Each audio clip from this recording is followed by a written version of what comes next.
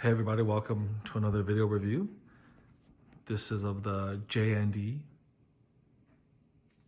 Henry Cavill Superman from Justice League and Man of Steel. Again, as usual, an absolutely stunning piece from the company that's like the king of Silicone. Just kind of checking him out. A lot to go over as usual. I'll be honest with you, I forgot how many they made of these. His release was a little bit confusing. They decided to make two different versions of him. One in the classic, red and blue suit. And then they decided to make the Zack Snyder, Snyder cut version of Justice League with him in the black suit. And then on top of that, they decided to have two different portraits. This is for the classic Henry Cavill portrait.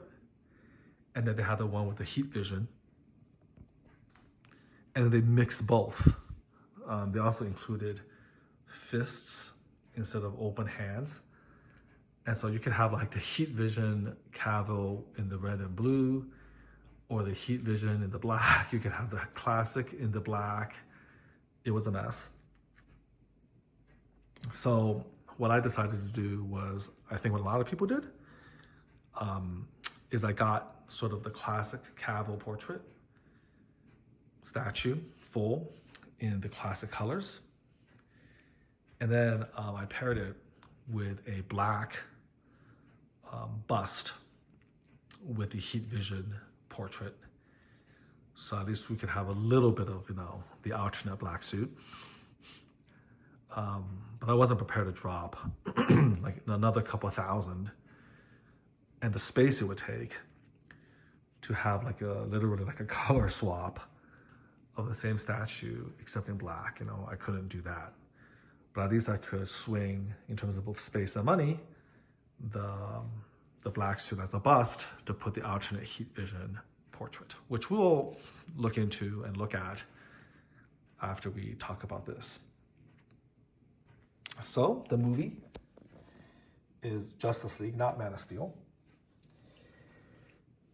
And a few things. Normally, they make the statue very classic museum pose. For this one, they obviously wanted him to try to showcase, they wanted him flying, right? So they wanted to showcase Superman's power of flight. And so they decided to best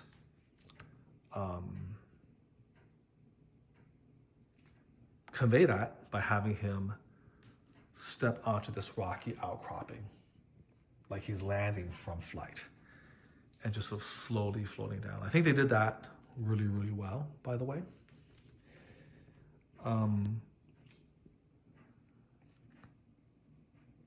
Cinemaquette made a Christopher Reeve Superman many, many years ago. And they tried to go for the same effect, but failed quite badly. And for them, they decided to do it with him landing just on a flat base. And it looked like he was basically playing like hopscotch or something like that, So it looked a little bit ridiculous. Wasn't done very well. So for here, I think what JND did was, of course, much more refined. Obviously, the art of, crafting statues and poses has moved quite a bit since those days of Cinemaquette. So they were able to sculpt the movement of the legs and the pose way more realistically, with way more sophistication. But I also thought it was very, very important that they created this, rocky ledge or outcropping, whatever you want to call it. And they used that to connect his right foot. And this is sort of the foundation,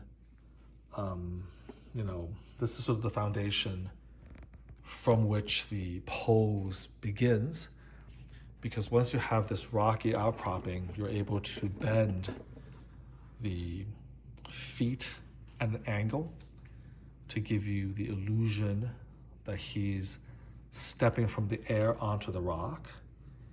And that's possible because you kind of created this rock in the first place. You couldn't have done this type of tilt of the foot, or it would have been much, much more difficult to do it if it was on a flat base, which is what Cinema Cat tried to do. So they learned from that. And then kind of the bent leg here, they sculpted in a fashion that you believe that he's about to move this foot, say maybe down. I see it lights onto the ground. Is he taking off or is he landing? I tend to think he's landing, but you know, there you go. Your mileage may differ. Again, is the very nice, subtle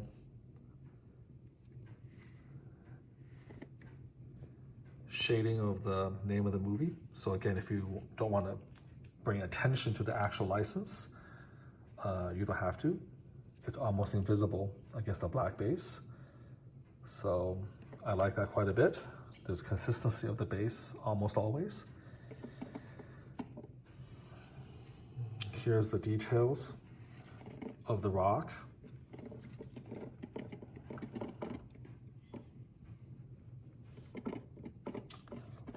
Very nicely textured.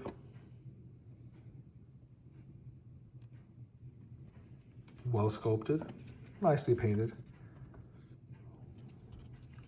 Decent attention to detail, as JND always does. But they made the base, you know, as they usually do, a bit boring, bit standard. Now, everything else is anything but standard. So JND is, of course, most well known for their silicone portraits, for which they rightly get a lot of praise and acclaim. But I think what's not given to them as much in terms of credit is their attention to detail for everything else, you know? And I've just noticed that with almost no exceptions, everything they do is always sort of like the highest class, the highest attention to detail, very, very anal, you know? Look at this suit. I mean, for sure, it's 3D printed and sculpted. Look at the tiny texturing of this suit, all sculpted. And then you can actually see the shadow of the muscles, the musculature of the legs. I mean, this is practically, you know, from like Netter's anatomy book. So if you go really close, you can actually see the muscles, the quads, the hamstrings, all of this. And then of course, the pecs, the rectus, the serratus. Like basically it's a Superman suit, beautifully textured, over like a near perfect anatomical model. That's actually the you know, the sculpted portion of the statue, right? I'll try to move the cape aside so you can kind of get a chance to look at the back portion of the sculpt. So everything is sculpted except the cape. The cape has a wire at the bottom, and there's a few people who's able to do some truly ridiculous, amazing things. Take a look. There's a little bit of styrofoam stuck here, which I need to get rid of later.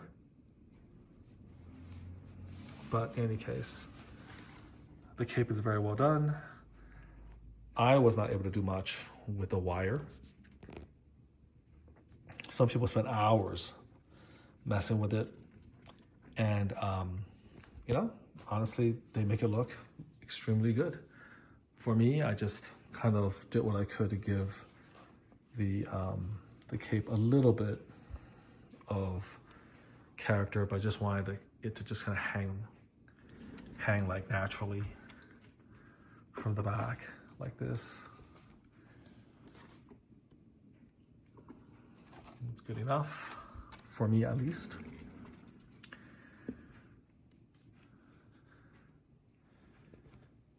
So there you go. Look at the overall pose.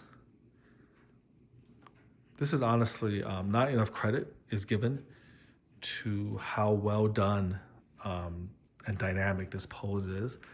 It really gives you a very, very convincing feeling that he's flying or he's light as a feather, which is in direct contrast to how built he is, right? He's like the body of a god, and yet he's light as a feather. A lot of Superman statues over the past few years have played on this concept of weightlessness. They've tried to depict Superman floating, and this is very similar to what a lot of people are trying to do with Magneto, right, from the X-Men, because that's sort of an iconic aspect of Magneto's powers is his powers of magnetism and levitation. And so one of the things that they really want to do is they want to try to showcase or give the illusion of him levitating. And I think Superman poses the same type of challenge, and people, when they're creating him, is trying to have the same type of pose. They want to give the same feeling again of levitation. And so a lot of Superman statues have him trying to levitate in midair with a lot of different tricks to get him to do that. I think Prime One Studios' very famous Hush Superman did that really, really well. It's a little bit tricky because he's a comic book character. It's the comic book version. And they kind of have him looking down, which makes it, I think, a little bit challenging because you already have him elevated because you're trying to have him levitate or fly. And then you have his face looking down, which means you have to display him even higher up to, I think, truly get an appreciation of the statue. So I think that one, though, was done very, very well. And there are others that have tried the same type of trick. But, in my opinion, I think JND's sculpture, and if you're trying to sell flight, then how you sculpt the leg, the feet, and how all of that interact is very, very important. And again, I think they did an absolutely phenomenal job there. And once again, now that I'm actually showing this to you in both close-ups and backing up, you also just realize how much detail they went into just the sheer musculature, and how accurate that is. So I didn't really fully appreciate that until I'm looking at it behind my 4K camera, and then all these little shadows start coming through in a way through the lens, and it just looks magnificent. It's kind of interesting, right? Like sometimes the human eye picks up things that no camera, I think, can really. But then sometimes the camera picks up something that your eye misses. And it just has to do with the lighting, the angles, all these type of things. Just kind of turning him around so we can see him from different angles.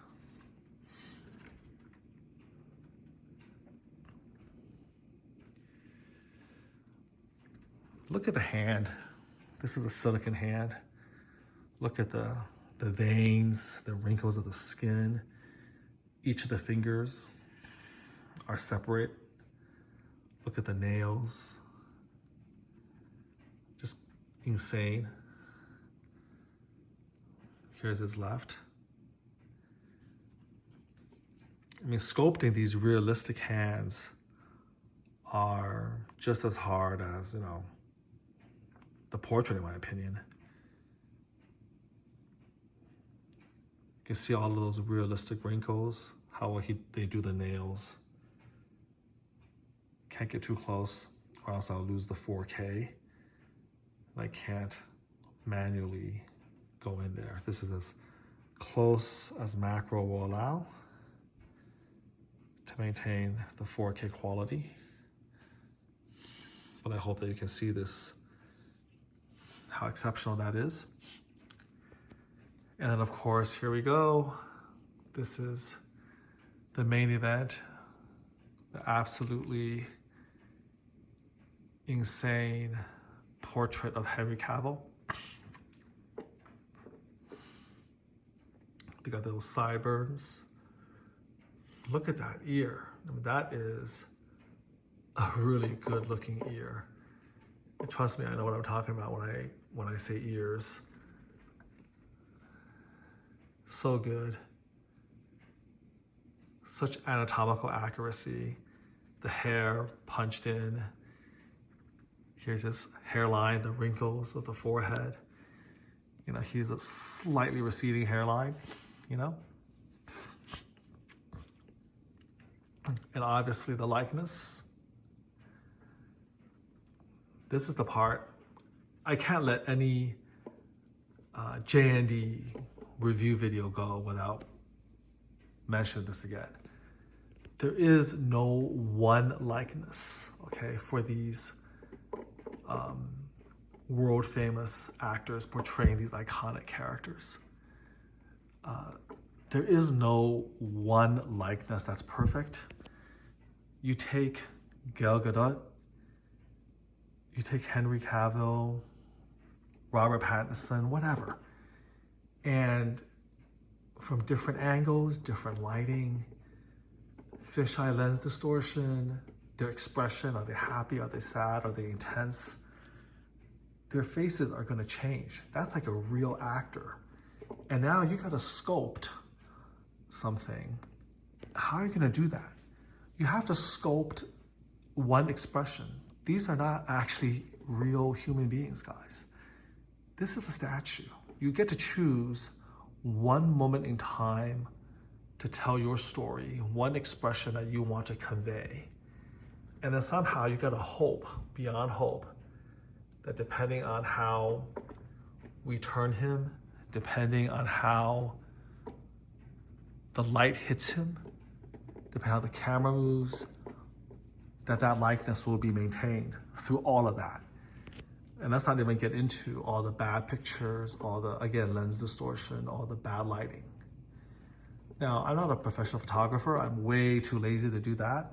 This is just an iPhone 15 with all the limitations of a cell phone camera. But I'm hoping that just by turning him around, moving him around, that you can appreciate how just utterly devastatingly accurate this is to Henry Cavill. People say that he looks too old. Does he still look too old? I don't think so. I think he looks perfectly fine. Maybe a little bit thin, a little skinnier version of Henry Cavill, but you know, unmistakably Henry Cavill. The texture that the skin brings to, you know, look at me, I already made a mistake. The texturing of the platinum silicone, this is the skin. This is not skin, this is silicone, but it looks like skin. And the texturing, the wrinkles, look at those wrinkles. The hills and valleys of his face, the crevices of his face. Look at those little wrinkles behind the angle of the mandible as it goes into the neckline. You can see the shadow of the sternocleidomastoid. You can see the slight hint of a little bit of a beard, you know? The beautiful hand punched in hair, the glass eyes. Like, even if he wasn't a great likeness for Henry Cavill, this would still be the best portrait of Superman, Man of Steel, as portrayed by Henry Cavill on the market, because you cannot beat in person what platinum silicon can do under natural lighting. It's impossible, guys, impossible. And this, by the way, actually is a remarkably good, accurate portrait of Henry Cavill. And so when you put that together, you put that in combination in real life, when you're seeing it, like, it's insane. It really just looks like, you know, Superman himself is in your living room. It's just an amazing thing to appreciate. And I know I'm gonna look at this video that I make myself just to once again appreciate how beautiful this looks. And in person, it looks even better. Like, I think this looks pretty damn good, even on like an iPhone camera, you know? I hope that you can see how amazing he looks from all these different angles. But in person, that's like an extra half grade at least, you know? Pulling back up, it's just a absolutely monumentally beautiful portrait, silicon, with a perfect sculpted suit, and then a wonderful pose.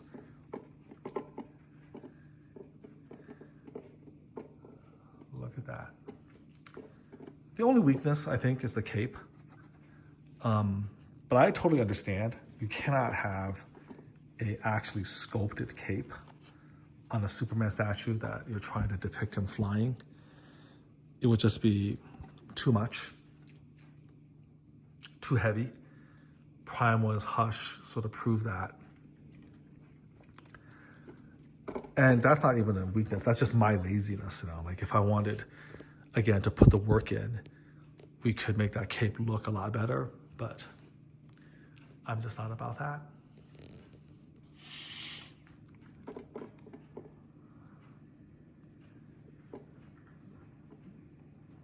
See the little S of the hair.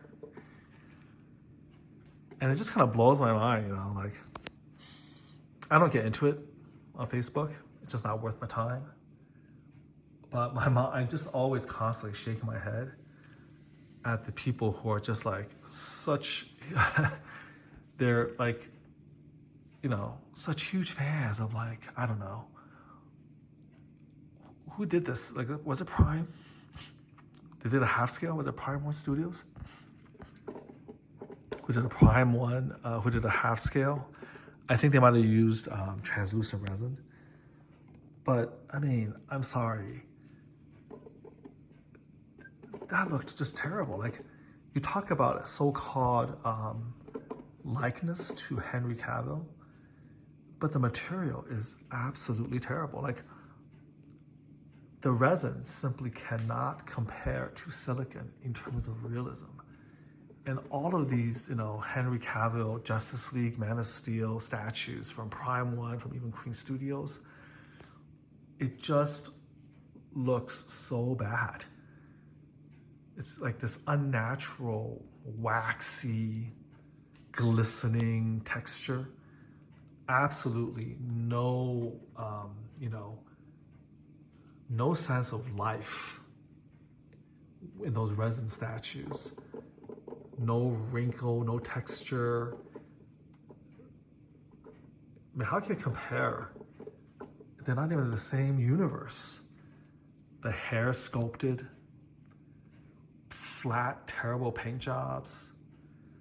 And then Queen Studios has a life-size silicon, and so does Infinity Studios, where again, it's just something's off. Something's off with the paint.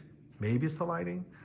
I think Infinity Studios, Clark Kent transforming into Superman, that torso, that looks really good. But the problem is, like, under certain lighting, it looks amazing. Under other lighting, it just, again, looks really flat, like plasticky.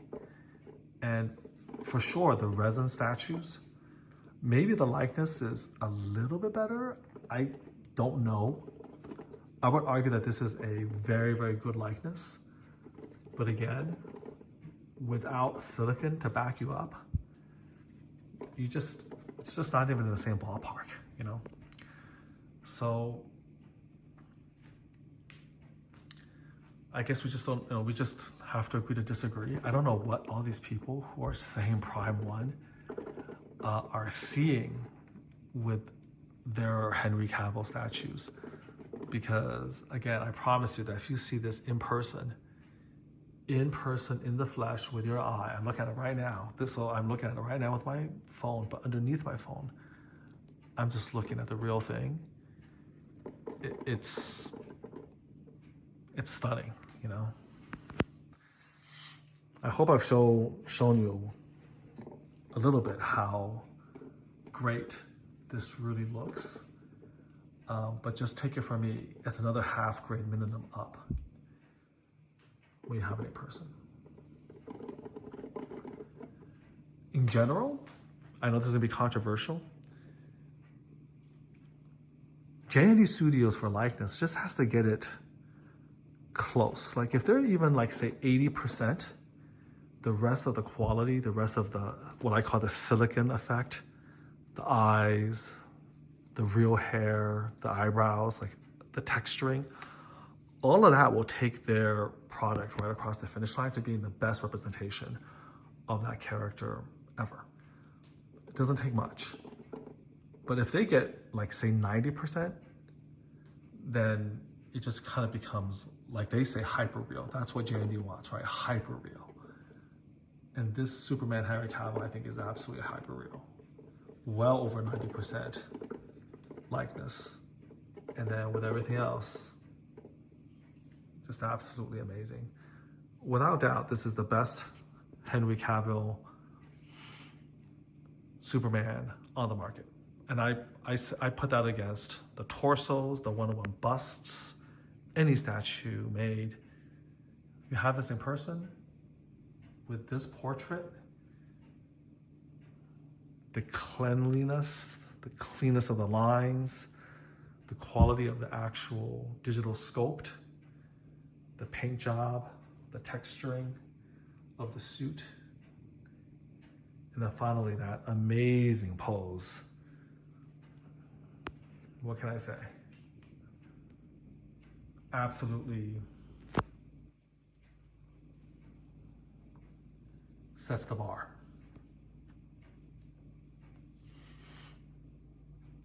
So I'm gonna end this part of the video, and after the break, I'm gonna edit the torso, which is the black suit version, and we'll talk about the portrait of the heat vision. See you after the break, guys. Hey everybody, welcome back after the cut. So this is the other part of the JND Superman collectible statue. Now you don't have to get this. I think they sell them with just the statue. I honestly forget, it's been so long since I bought it, but this was definitely like the most confusing pre-order.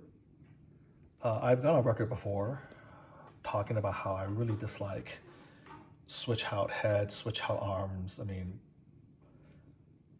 a lot of the companies are guilty of doing this. XM Studios, notorious for that. Prime Studios, notorious for that.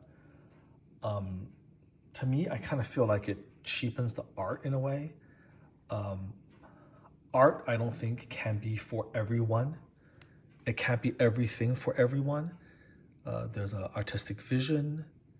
You either like it or you don't. If you don't, then there's other pieces, other artists, that are out there for you. I really dislike a situation where, there's like these multiple changes of heads. There's nowhere to put them. It increases the cost of production. It increases the cost of shipping. It's only like the very rare situations where I can understand, a change of head, let's just say. And I think that, to their credit, JND has avoided that almost entirely, which is why, I mean, it's so shocking that they did this with Superman.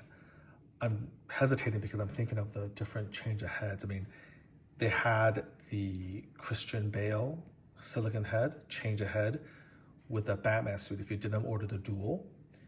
And they had the Robert Pattinson Batman where you had to change a head.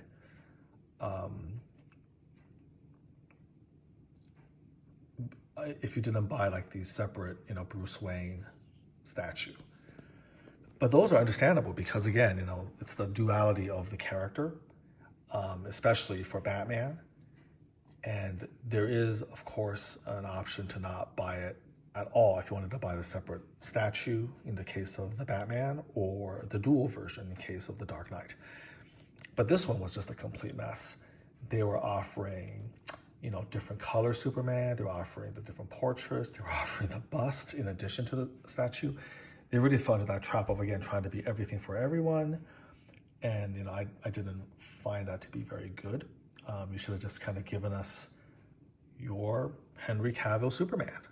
If you want to make him angry looking like this, then do it, or just give us the classic one. If you're going to give us a black suit Superman, then don't give us a color swap. Give us a whole new statue. At least make it worth buying again, So that's just kind of like my opinion about that. But, as it is, if you wanted to spend an extra, I don't even know how much, extra $600-700 or $500, I don't know what it is, they at least gave you this very nice, classy base, the bust. And then the top part is the same type of textured suit that we had for the full statue, except of course this is black. You can also choose the color of the torso. Since I ordered the full statue classic version, I felt that, again, just to give some variety, I ordered the black suit version for the bust.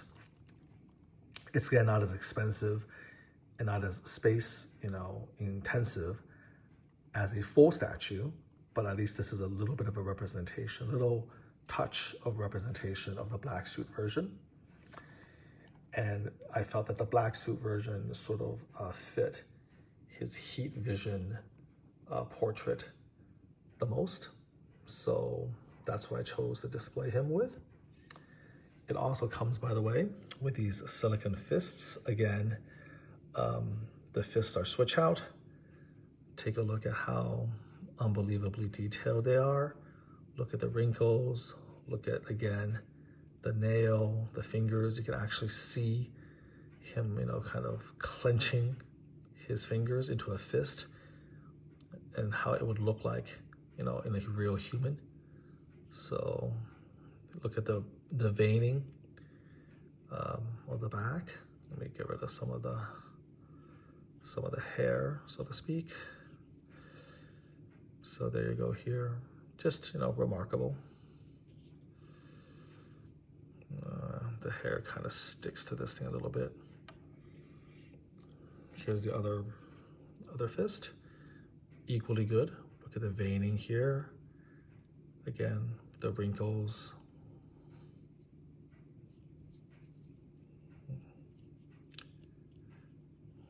You see it against the backdrop of my fingers and just see how accurate and how amazing that is. The texturing of the skin, the nails. Look at my nail. I need to cut my nails. Look at his nail. Pretty remarkable, all in all. So those are the two hands. And then we turn back to the bust. So as you can see, this looks nothing like Henry Cavill for the classic portrait. He's angry. Look at his eyes. This is the heat vision eyes.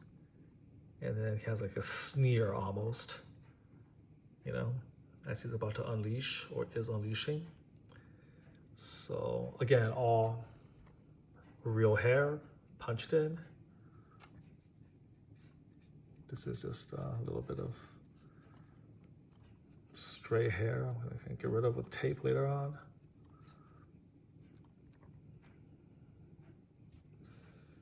That's the thing about silicone, it's a little bit hard to get rid of these little tiny specks of hair. Come on. Yeah. Finally got rid of it, I think. Okay, good.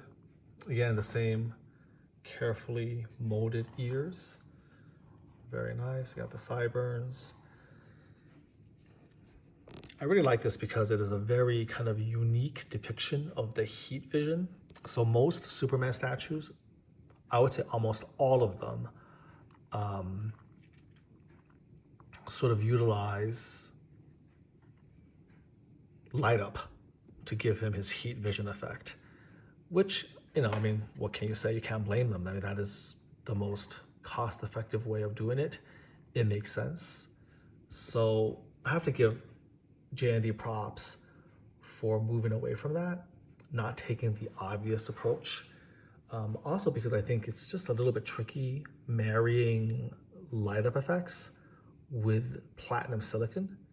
So they decided to do the much more artistically challenging path, which frankly I've never seen, which is to kind of give you the effect of his heat vision without any light up, and could they pull it off? So look at the beautiful glass eyes that they put in this way, and kind of like the decision, the artistic decision they decided to make to give you almost like the sun is in his eyes, right? You can almost kind of see the power from them. And then all of this paint around the eyes to give you, again, the, you know, the kind of the effect of the intense heat that is boiling out of his face as he's about to just unleash with the heat vision. And then of course the new expression. You know, it's cool. I mean, I'm sure that it's pretty accurate. This doesn't look as much like Henry because of the change in expression, but I'm sure if you did a freeze frame of, let's just say, Justice League, you can see this expression. I don't know whether it was Queen Studios or is it Prime One Studios that also try to, you know, kind of do this expression with him screaming or whatnot. But there you have it. I'm not sure, to be honest with you, how well the effect works. I mean, it does bring up a lot of questions, like, why does it look like that? You know, why would his skin change in response to the heat? Or is the skin not really being damaged at all, but it's just reflecting kind of in a way how he looks when he unleashes, like the blush and the redness and these vessels like popping out is kind of indicative of the power that's about to come out of his face, you know? I'm not sure. He's also looking down a lot more, which means it's a little bit harder to, say, display him. This is a very, very nice bust, by the way. They didn't skimp on the size of the bust or the quality of the 3D printing and the texturing.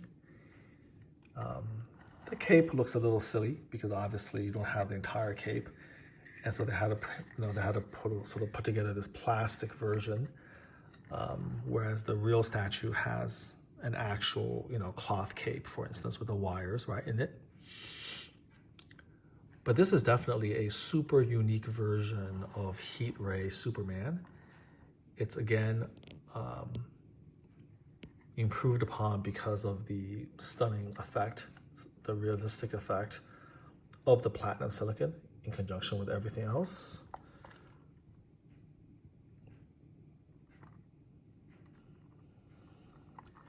And again, no matter how good he looks from this angle, he looks much better in person.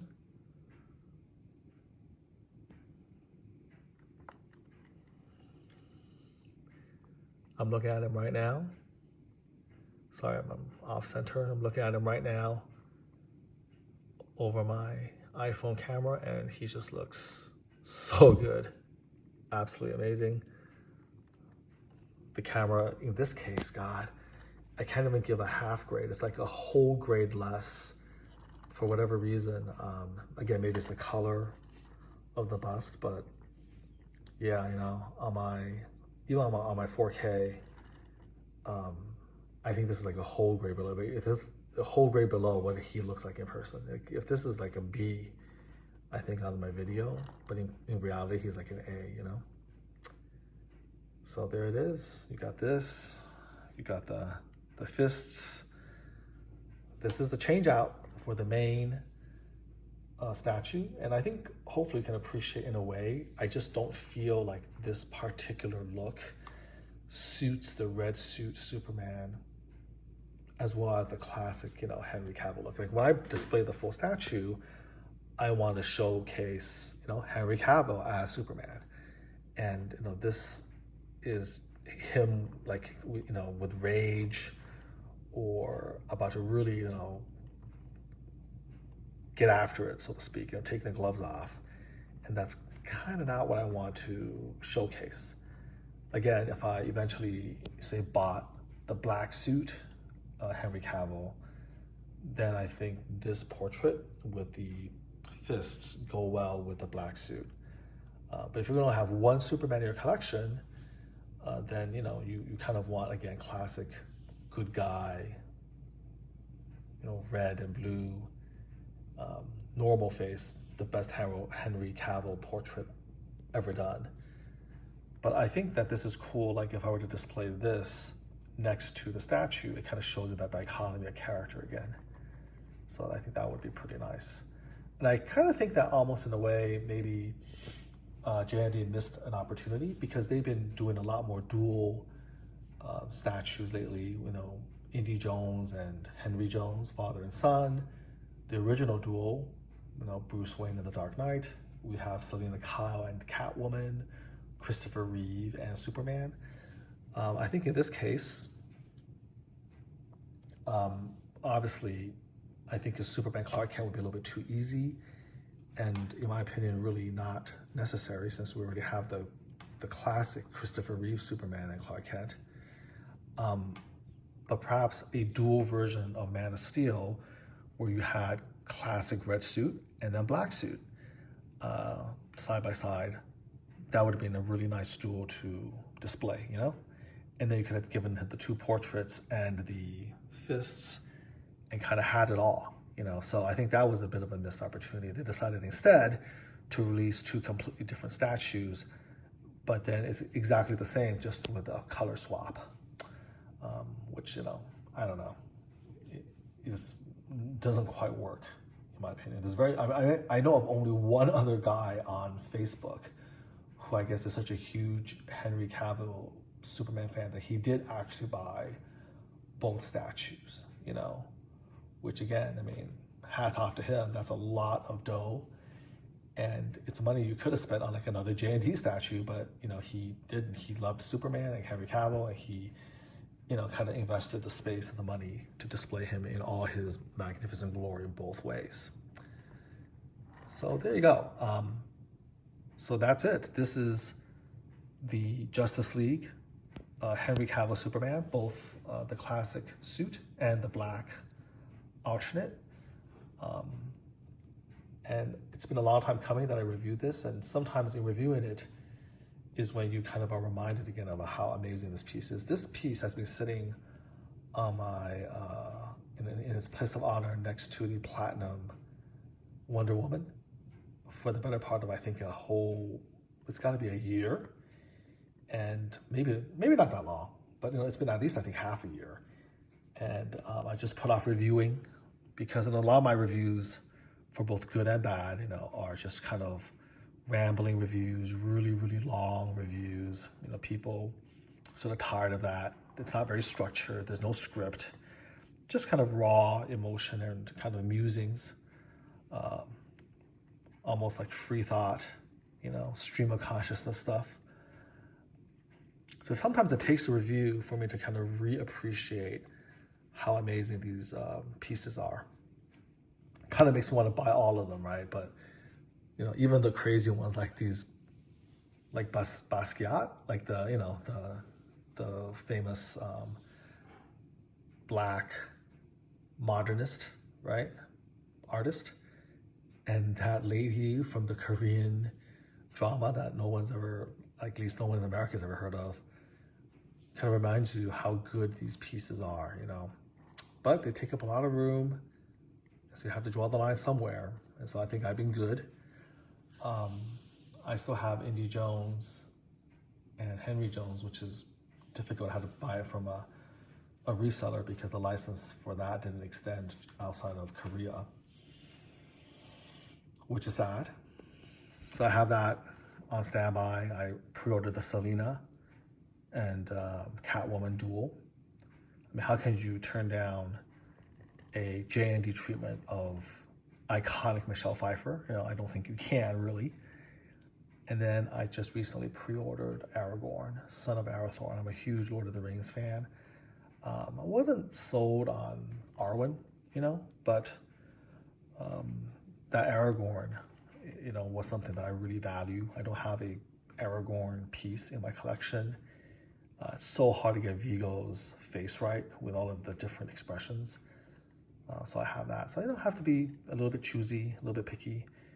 I do, of course, pre-order all of their platinum pieces because those are just next level. I can't wait to see how they do Harley Quinn's body in platinum with that, you know, strip club scene that she's in. Pretty amazing. I'm really looking forward to seeing how they figure out the puzzles and the challenges for that. And on the horizon, thank God I'm not an anime fan, so I completely bypassed the frenzy that was, what is it, Guts, or whatever, Berserk. Congrats to all the people who managed to bag him. But, you know, again, you have to draw the line somewhere. But on the horizon, one piece that I'm really, really looking forward to is, you know, Captain Jack Sparrow. I'm hoping that that's an international license. But that's one that I think, you know, Cinemaquette did the best they could at the time. But that is such a hugely iconic character with so much going on, right? There's just such a richness of detail that's possible with a character like Jack Sparrow. And to get the JND treatment, I mean, that's a dream come true. It's one of my, you know, dream pieces from them. So I'm really looking forward to that maybe in the next year or two. So as they say, you gotta make room, you gotta get rid of some pieces, sell some pieces, gotta make room. Eventually, probably focus mainly just on JND, you know, because they've really sold me on their quality, on their daring, on their artistic vision. And I just like collecting their stuff. Until next time, do take care.